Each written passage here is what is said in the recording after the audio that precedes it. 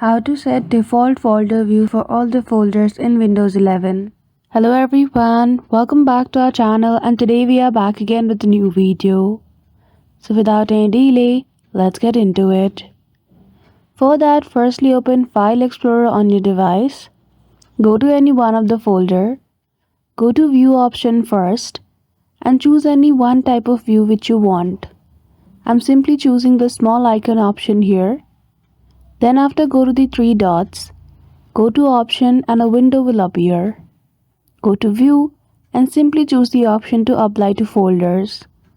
Once you apply this feature, the small icon view will apply to all the folders on your Windows 11. So that's it. That is how easily you can apply default folder view. So I hope you found this video helpful. If you did, don't forget to give it a thumbs up and subscribe to our channel for such tutorial. Thank you for watching till the end.